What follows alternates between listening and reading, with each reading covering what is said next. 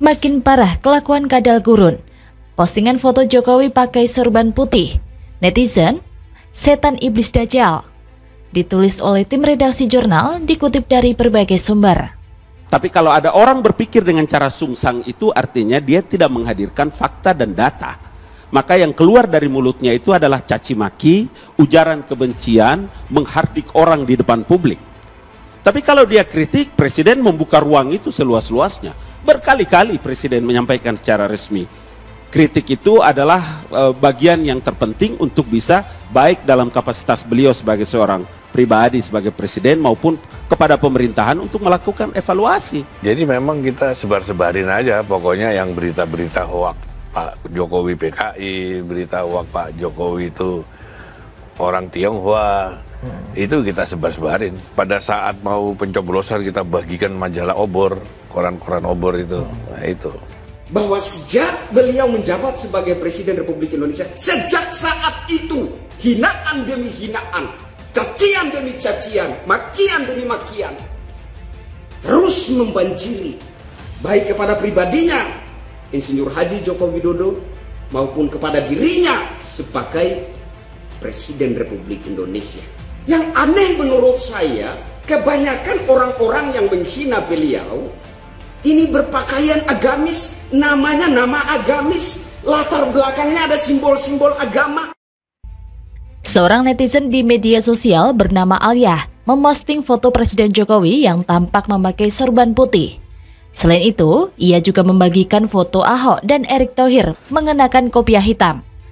Foto Presiden Jokowi pakai sorban putih itu diunggah netizen tersebut lewat media sosial Twitter @alyah5372alyah, seperti dilihat pada Senin 20 Juni 2022. Selain foto Jokowi, netizen itu juga membagikan foto Komisaris Utama PT Pertamina Basuki Cahayapurnama atau akrab disapa Ahok yang tampak mengenakan kopiah hitam. Tak hanya Ahok, si netizen juga memposting foto Menteri BUMN Erick Thohir yang juga tampak memakai pakaian muslim dan kopiah hitam. Sementara dalam narasi unggahannya, netizen Alyah menyindir keras Presiden Jokowi beserta para tokoh itu dengan sebutan bangke hidup Islami. Menurutnya, Jokowi beserta Ahok dan Erick Thohir berpenampilan Islam hanya jika dekat-dekat pemilu saja. Namun, kata si netizen, kalau sudah jadi presiden, mereka akan bengis kepada rakyat Indonesia seperti setan, iblis, dajjal, jin ifrit Fir'aun. Tak sampai di situ, netizen pun juga menyebut Presiden Jokowi dengan sebutan bajingan. Tak sampai di situ, netizen pun juga menyebut Presiden Jokowi dengan sebutan bajingan tengi dan menuding mantan wali kota Solo itu beserta Ahok dan Erick Thohir sebagai gerombolan PKI komunis. Beginilah gambaran kebencian barisan sakit hati dari pemerintahan Jokowi. Mereka menfitnah, mengumbar caci makian, dan propaganda untuk memecah belah bangsanya sendiri. Saya kira orang-orang semacam Alyah adalah sosok yang munafik. Kewarasan mereka hilang dan tak mampu membendung kebenciannya yang begitu mendalam. Sampai-sampai tak hentinya memainkan narasi Jokowi adalah antek PKI. Entahlah apa yang telah merasuki mudrun. Bukan barang baru lagi bagi Jokowi dan pemerintah soal isu krusial di atas, antek Cina, anti-Islam, dan kebangkitan PKI. Propaganda pun hembus dilakukan oleh segerombolan orang yang menggiring mindset masyarakat ke arah 3 isu krusial tersebut. Berbagai cara dan modus operandinya pun bermacam-macam, dengan berbagai dalil. Tujuannya cuma satu, menjatuhkan Presiden Jokowi dari tampuk pemerintahan. Gejala atau fenomena ini pernah terkuak sebelumnya, di mana orang yang mengaku dirinya sebagai Lanyala Mataliti yang sebelumnya sempat mengaku ikut menyebarkan isu pertahanan Presiden Joko Widodo sebagai aktivis PKI. Lanyala sendiri telah mengembuskan berbagai isu negatif lainnya tentang Jokowi saat Pilpres 2014 lalu. Ia juga mengaku menjadi salah satu pihak yang ikut menyebarkan obor rakyat, media propaganda yang merugikan Jokowi. Ia mengaku gelap mata saat melakukannya. Hingga kini dia menyesal dan bertobat. Tapi ya, kelompok-kelompok tukang nyinyir seperti mereka pun tidak akan ada habisnya, walau hari kiamat tiba. Sosok seperti mereka tak kehabisan cara dengan memutar otak, membangkitkan kembali propaganda anti-Islam, antek Cina, dan kebangkitan PKI yang disematkan kepada Jokowi. Karena tujuan mereka jelas, ingin menggiring dan mencuci otak publik, dengan stigmatisasi atau stempel dosa kepada pemerintahan Jokowi. Inilah gerakan di mana Jokowi memang selalu ditekan dari berbagai sisi. Tidak ada satupun amunisi yang bisa dipergunakan selain 3 isu krusial penuh kebohongan itu. Simpelnya, Jokowi terlalu sulit dicari kelemahannya. Koruptor bukan, atau akhlaknya buruk dalam kehidupan masyarakat juga bukan. Selain celah fitnah dan hoax pun jadi taruhan kelompok nyinyir untuk menjatuhkannya. Kita fair sajalah ya, kalau Jokowi memang cukup kuat untuk ditandingi. Kejujuran dan etos kerjanya yang tinggi membuat masyarakat jatuh hati. Bukan karena hanya tampilannya yang deso atau sederhana, melainkan cara kepemimpinannya dan target kerjanya yang sudah dirasakan publik, terutama bagian infrastruktur. Lah ormas sebelah, bisa apa coba? Bagaimana menurut Anda? Kapok mukapan. Usai fitnah Jokowi, Pak Lurah dihujat warganet. Munafik, menghina presidennya tapi menikmati prestasinya. Ditulis oleh tim redaksi jurnal dari berbagai sumber. Apakah merasa lebih hebat karena sudah memperoleh Presiden Republik Indonesia? Presiden Jokowi bukan hanya presiden bagi para pemilihnya, tapi adalah presiden seluruh rakyat Indonesia.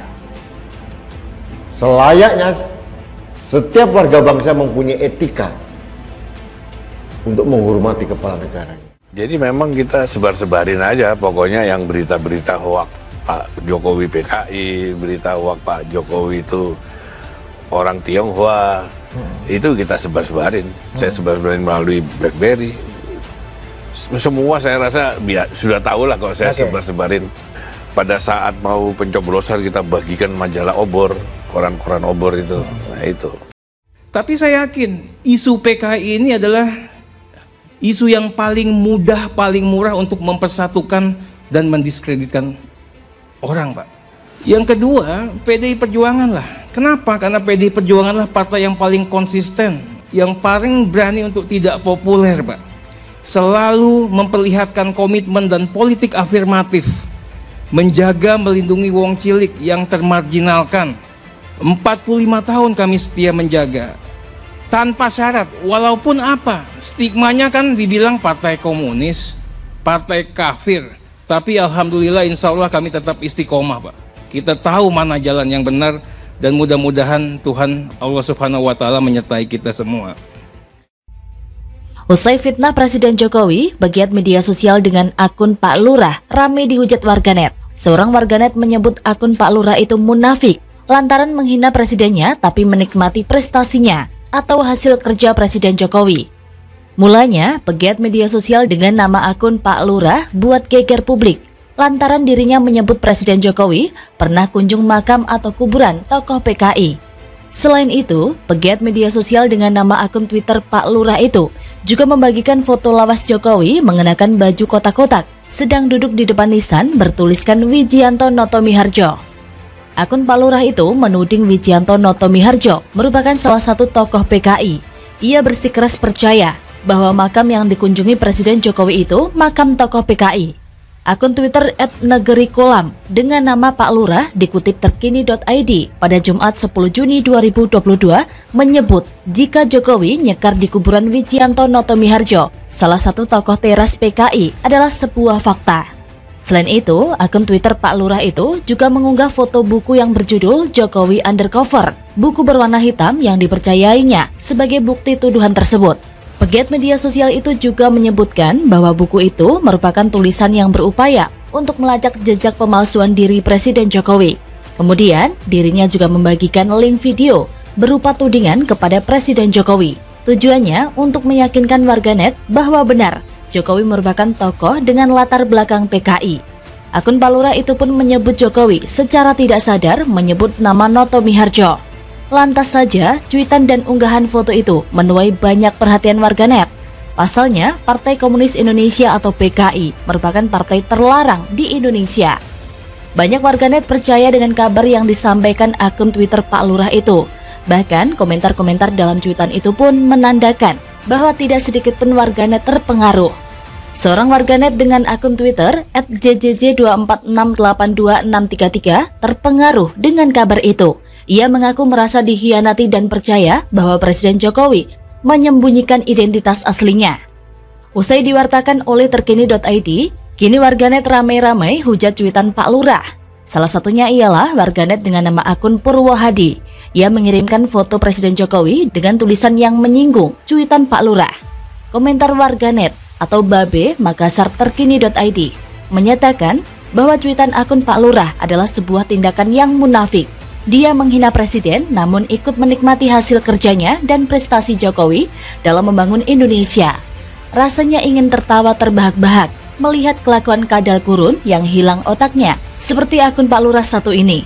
Betapa lucunya dan getolnya dia menghina Jokowi, menghasut orang lain agar membencinya, tapi dia sendiri menjunjung tinggi gubernur radikal dan intoleran seperti Anies Baswedan. Saya pikir orang semacam Kadrun yang ngomongnya hanya pakai dengkul, gak pakai logika itu perlu dipertanyakan. Kelompok sakit hati dan Kadrun tak pernah memahami kinerja Jokowi untuk Indonesia. Mereka pasti tertrigger dan sakit hati lalu melontarkan narasi politik busuk mirip bangkai. Yang mereka tahu hanyalah Jokowi antek PKI, antek asing, dan tukang kriminalisasi ulama. Di otak mereka yang mini itu, Jokowi harus turun tahta. Kalau memang Jokowi antek PKI, lah nggak bener DKI itu apa?